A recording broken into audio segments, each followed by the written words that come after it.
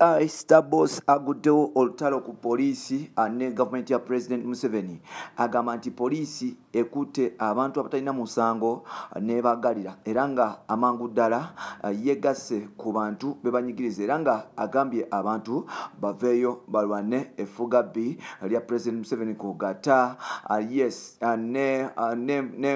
n'empisa bubi ey'abantu ekosebwa security agencies okuli poliisi amagye n'ebisigaddewo tukwaniriza naterako mu kitu gwaffe omuganzi okumanyikiddwa nga Uganda mu Kamoli amanya n'eddoboozi Pampitantambi Kimso Namarundi Kiboya Maksudi Junior wabula kuba nti otambula naffe wabula kuba nti osubscribinga gwe yasubscribinga ate nawe atanaba kuba nti osubscribinga nga makisero bintu osubscribinga tukene mu maaso mpola wabula kubeera nga otambula naffe wabula kuba nti otwesika wabula kuba nti otufollowinga olunaku lwaleero nga waliwo ensonga zitulina okutuusaako nga ziva musajja mukulu amanyikiddwa nga Ibrahim Mayanja abasinga gwemanyi nga Big Eye. Now tulaba Nigerian stars okuli Davido okuli Pato Ranking okuli Anabania Flavor okuli Wizkid n'abayimbi abalala abakyala okuli Simi okuli Yemi Alade okuli Tiwa Savage bavaayo balwanirira effuga bbi lya poliisi lwa ekitongole kya SARS mu Nigeria nti bakirumiza okuba nti kitta abantu n'okuba nti obalyawo kigenda mu maaso n'okuba nti kitulugunya ba Nigeria. Now mukuba nti naffe tu experiencing same issue Big Eye olunaku lwaleero avuddeyo ng'ayita ku mikutu gye egya social media n'abaako obaka bwatuusa eri eggwanga. Big Eye atandise campaign ey'okustopinga okuba nti obalyawo omuntu wa wansi mwana wa nayinki abeera akomya okutulugunyizibwa ebitongole ebikuuma ddembe. Big Eye agamba nti abantu bano tusasula ssente okuba nti obalyawo batukuuma naye ng'ate abantu bano batumalako emirembe nga batulugunya omuntu wa wansi n'omuntu wa bulijjo okuba nti obalyawo akubibwa n'okuba nti asibibwa nga tebamubulidde na musango. Big Eye avuddeyo n'agamba poliisi nti bakomye okuba nti bakwata abantu n'okuba nti bakuba abantu okutulugunya abantu abatalina kye bakoze ng'agamba nti Munnayuganda waddembe okuba nti afuna eddembe lye mu nsi yo because wano wokka we yazaalibwa. Big Eye agamba nti Munnayuganda talina ssente, Munnayuganda talina bya bugagga bingi nti abamu baabyetwaliza so n'olwekyo Munnayuganda yasigaza eddembe ly'omuntu wa wansi ly'okuba nti atambula n'okukola n'okwambala engoye ezayagala so n'olwekyo omuntu ate poliisi bwe balina okuba nti enyigiriza omuntu wa bulijjo kiraga ekisikula ekira because baba bamazeko ku muntu wa wansi emirembe. Wanono Big Eye agambye tajja kusirika. Big Eye agambye nti oba kufa kafe ku muntu wa wansi naye ng'ate kyekisiro kuba nti nabo abantu batandika okuba nti bategeera amazima. Big Eye ayogera bino olunaku lwaleero ng'ayita ku mikutu gye gya social media era nga ne bannamawulire batandise okuba nti bamwegattako mpolampola okuba nti oba olyawo baggusa eddoboozi lye. Lubadde olunaku lwaleero Big Eye agambye nti poliisi ne gavumenti ya President Museveni mukomyawo effujjo n'ejjogo n'okumanyiira omuntu Munnayuganda yasasula omusolo ogubezaawo poliisi ogubezaawo amagye n'ebitongole ebikuuma ddembe era nga bino byonna Munnayuganda asasula ssente zino kuba nti oba olyawo ebitongole bino bimukuuma n'okusigala nga oba olyawo Munnayuganda yeetaayaya mu nsi ye. Kimalamu ennaku kikwasa ennyiike nti ate abantu betusasula n'okuba nti tuteekamu ssente zaffe badda ku muntu wa wansi ne batandika okuba nti bamunyigiriza. Badda ku Munnayuganda oyo akwata ekikumi ku dduuka n'agenda agula omunnyo ne sukaali ne batandika okuba nti bamutulugunya. Bakwata omuntu wa wansi oyo musajja wattu ne mukazi wattu eyeetundira ebinyeebwa ku kkubo ne batandika okuba nti bamulumiriza. Bakwata omuntu wa wansi oyo abonaabona atalina yadde ekikumi gwe bakwata ate ne batandika okuba nti bamugyamu ssente. Baana bangi abali mu makomera be bakutte mu Uganda ng'oba olyawo tebalina musango. Egimu babalanga kuba nti bambala ngoye ezirepresentinga kala y'obufuzi emu. Tujjukire nti okwambala kala y'olugoye yonna mu nsi yonna si musango naye ate mu Uganda bw'oyambala ennaku zino ekkala ya red guba musango era nga poliisi ekutwalira ddala ng'omuntu omubi. Poliisi bwe kusanga nga oyambadde red mu Uganda bakukubira ddala embooko era bakusiba bakuteekako emisango gy'okuba nti otundejagana n'okuba nti oba olyawo yes oli muyaaye n'okuba nti oli mwonoonyi wa ddembe ly'abantu Bannayuganda. Wanono kala y'obufuzi eya red yasooka kuba nti bagikozesa ku mulembe gwa UPC era nga kibiina kya UPC bwe kyagwa ne kiva ku line ne kitandika okuba nti kikolera bakolera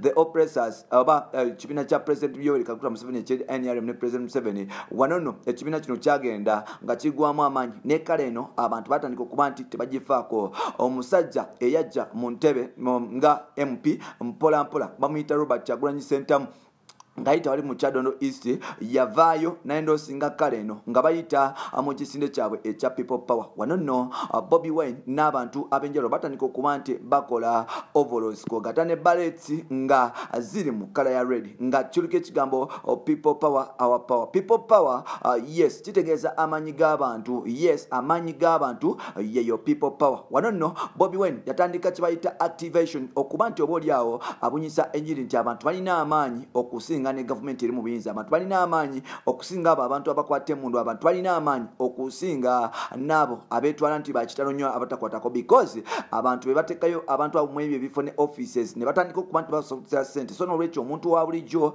yali badde nga aweebwa ekitiibwa. Bobi Wine mu kuba nti yatandika ekisinde kya People Power abantu bangi abamwegattako okuli bayembe banne okuli abantu ba bulijjo okuli bannabyabufuzi abalala era nga eno activation yafuuka ya tabo mu Uganda.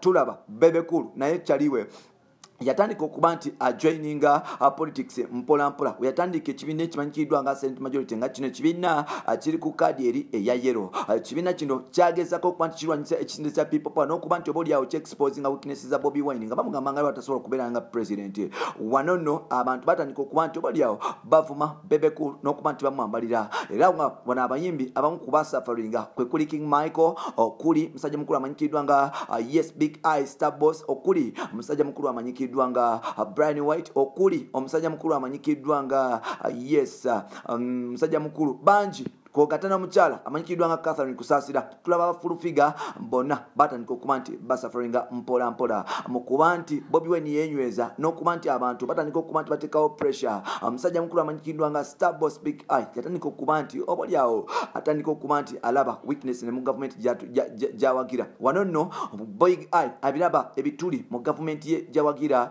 nga tuli mu COVID-19 whereby any artist yayitakizibwa kuba nti agenda ku stage paka sawa zino. Big Eye yatandika okuba nti asitavinga n'okuba nti ali enfufu n'okuba nti musajja wattu talina wasobola kujja 10 n'ebintu bye byatandika okuba nti bitwalibwa. Wano nno Big Eye yatandika okuba nti azuukuka n'okuvaayo okuba nti asitaninga n'omuntu wa wansi. Wano nno abantu ba wansi more especially aba People Power bamwaniriza. Big Eye waliwo ebintu ebitagenda mu maaso bulungi ngamba ebyokwata ababodaboda ku ssaawa 12 nga ziyiseeko ebintu ebyokukwata muna Uganda atambula ng'ava ku mulimo yatalina ssente omuntu wa wansi ne bamukwata ne bamutwala. Waliwo emisango egimu poliisi gyepaatika ku bantu era nga tukizudde nti security agencies zimu z'abantu ssekinnoomu. Abantu bano bakolera ba bosses ab'enjawulo. Bw'ogenda mu poliisi z'e Kampala ojja kwesanga nti waliwo ba commanders abalagira operations ne bakwata abantu ba wansi ne batandika okuba nti babajjamu ssente. Zino nno poliisi tekuliko ntono na nnene. Zino nno poliisi ogenda kwesanga nti aba LDU balina komanda waabwe atandi gwe abakulira okukola operation. Omuntu oyo Captain Mulamba oba General batandika okuba nti bagenda wansi okuba nti bakwata abantu ba bulijjo. Mu kuba nti bakwata abantu ba bulijjo abantu bano babajjamu ssente oba balina musango oba tebalina musango. Ye ekigendera kyabwe si kya kukuuma mirembe wabula kuba nti batulugunya muna Uganda.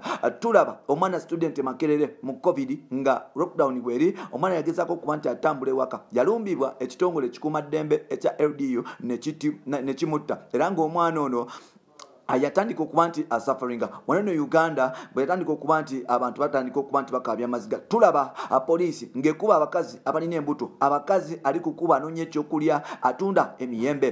Poliisi ya Uganda ebakakkanako ebakuba nga tewali agikuba ku mukono. Tulaba amagye olumu sometimes gakozesa obuyinza naye ng'ate poliisi ekitongole kya poliisi ne LDU kiyitiriza amanya ng'okuba nti gakwata bannayuganda kitulugunya bannayuganda bangi ababodaboda be bakuba ne bajjako sente bangi. Poliisi yafuuka nga yes thug group of Ugandans nti whereby aba poliisi bafollowinga namateeka bagamba to keep law and order. Bano nno benforcinga unlawful things era nga bano to keep law and order bakitandingamu make money and kill Ugandans. Beba police be Uganda.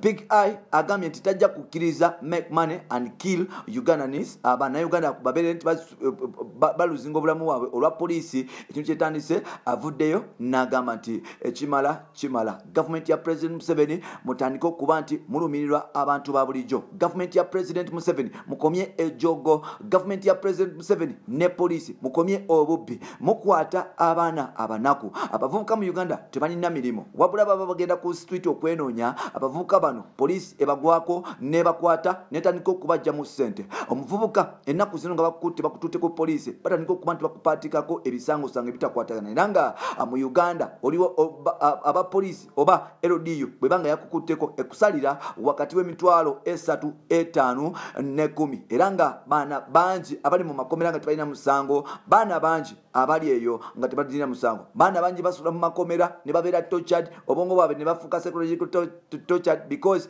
police eyagala sente. Big I agambye nti bino abikoye. Uganda must be free. Uganda must be free for everyone. Uganda must be a nation whereby nti omuntu wa wansi yeyagala. Poliisi n'amagye kwogatana ba LDU mukomye ejogo. Musajja mukulu amanyikiddwa nga Big I agambye nti kama ni mbaya ekimala obubbi bwa poliisi abukoye.